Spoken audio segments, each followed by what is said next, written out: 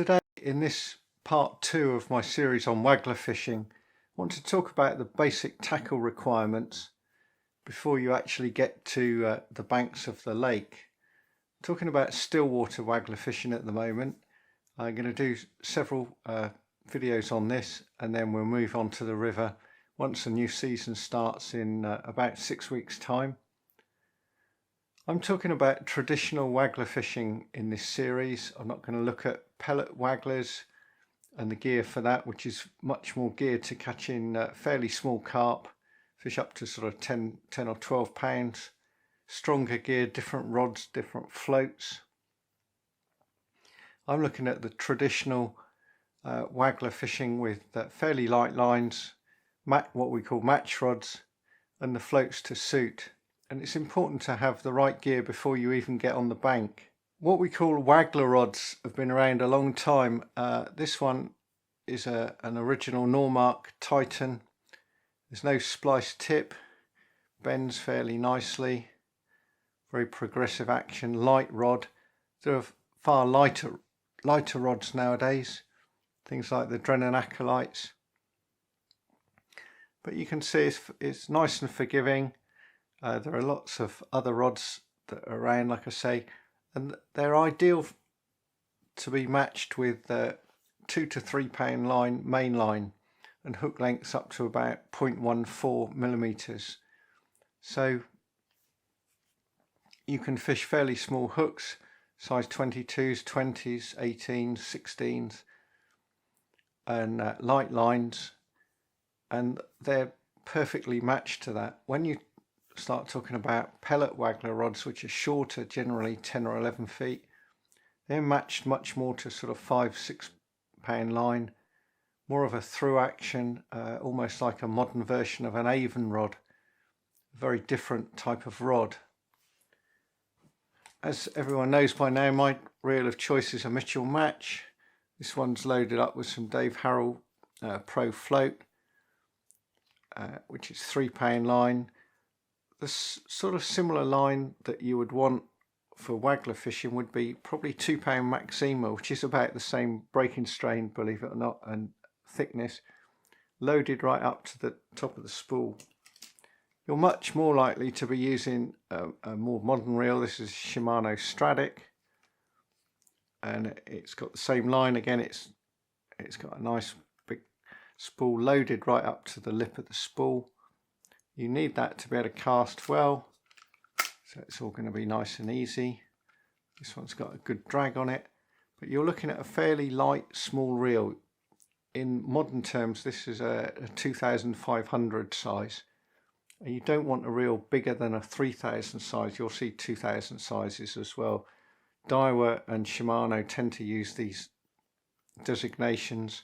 You'll see sort of Daiwa 2508 or whatever it is. That's the size of reel you want. When you get up to the 4000 size, the reels are too big really for waggler fishing. You're going to need some floats, and first of all, unless you're going pellet waggler fishing,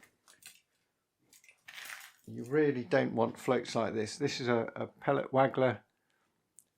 It says it takes 5AAA Speci Wag, it's called, and it's got a thick tip. It's about an 8mm tip there.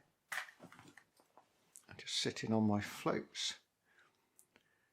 The other type of float probably worth avoiding initially if we're talking about fishing for roach and skimmer bream and bream, tench.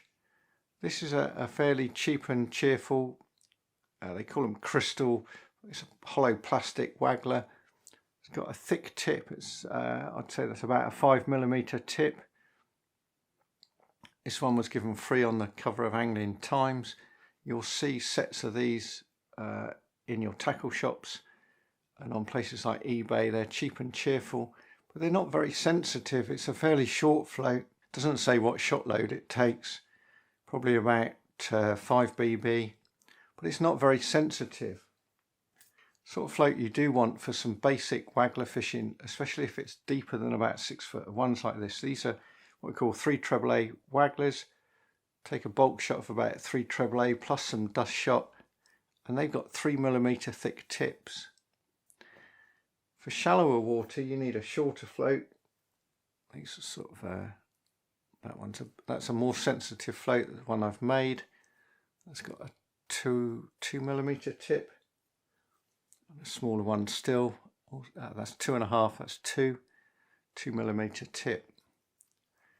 And the thing to remember with the diameter of the tips is, if you take the diameter in millimeters and square it, multiply it by itself, you get a number.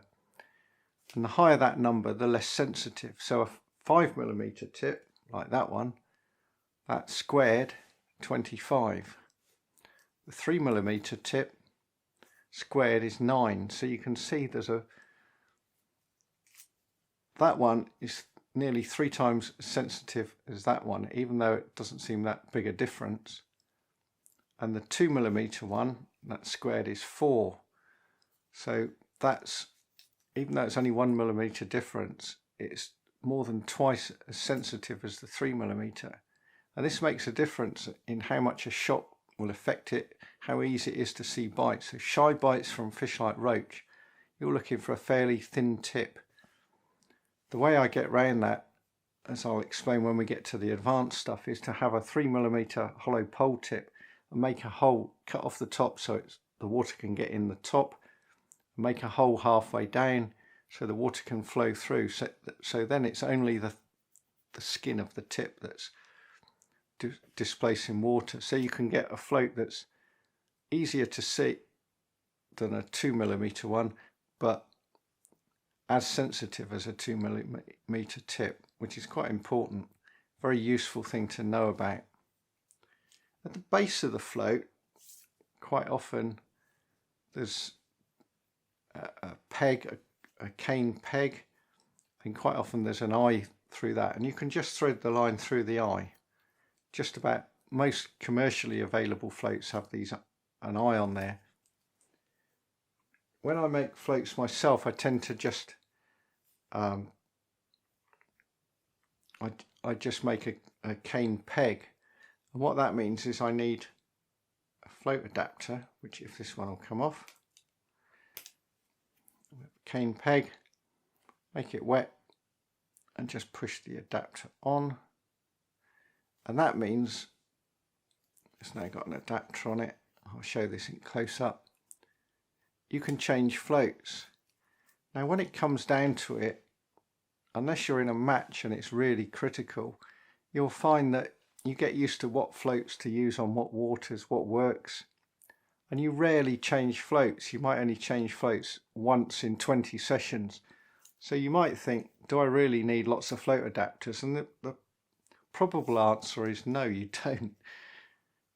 Now that gives you a chance to do another trick. This float, which again I'm going to show in close up, has got a little loop at the bottom of wire and then a tiny swivel, and what that means is when you strike, you put the locking shot either side, the float will collapse better, it swivels on there, and you get a cleaner strike. You're not trying to move the float physically because there's a swiveling effect on it, and that's worth noting when you're fishing. You have to fiddle around, you have to whip on a little piece of thin wire and a tiny little swivel, but that can help. It's an interesting trick. I've been using it many years, not on all my floats but on a few floats. Having sorted out some floats, and I'm going to suggest for initially fishing on still waters, if you're fishing water between 4 and 8 feet deep, you need a selection of what are known as insert wagglers. So they've got this insert of around about 2.5 to 3 millimeters, and you'll see a shot load between about 4 BB or 2 AAA and maybe 4 AAA. The biggest one's a bigger float, around about 10 inches long, and that gives you a lot of leeway to fish different waters. And you want maybe a couple of each size, so that if you break one or lose one up a tree, try to keep away from trees, you've got a spare to carry on fishing. The next important thing is a selection of split shot, modern shot like these, anchor tackle, double cut non-toxic, made of tin. So you definitely need some AAA, number 1s, number 4s, BBs, get some ZLT ones, number 6s, and then you need some smaller shot. These are made of lead, and these are number 8s, and it can be useful to have some number 10s as well. And you need at least a couple of tubs of each of those. Be careful if you open the tubs up, because if they all go in the grass or the lake, you'll have none left, so be careful. The other basic thing you're going to need are some plummets. These are little clip-on plummets. There's a small one and a bit bigger one. They just clip on the hook and you can test the depth. Or you can get the traditional one, which is like a little pear shape with a little cork insert in the base, and you thread the line through the eye at the top, through there, and hook into the cork. The other quick way of plumbing the depth is to put a bigger shot. Having shotted your float up correctly, put a big shot either on the hook itself or on the line just above the hook, and that's quite useful because you can then say, I'll plumb the depth so I'm exactly 6 inches over depth. So you move that shot to 6 inches away from the hook, plumb it with, say, a BB, and often that will cast better and far less splash than one of these half-ounce plummets, these sort of 10 grams or 12 grams, whatever they weigh. That's the basic gear that you're going to need to get fishing a waggler on still water. Next time we're going to be on the lakeside, setting up, plumbing the depth and trying a few things. But get those basics together. A reel loaded with 2.5 pound line. Maxima's a good one for waggler fishing. A suitable rod, Waggler rod. A selection of floats, the sort of split shot that you need, and obviously some hooks and bait to get fishing, and 1 or 2 plummets, and you're away. That's it for this one. I hope you've enjoyed it.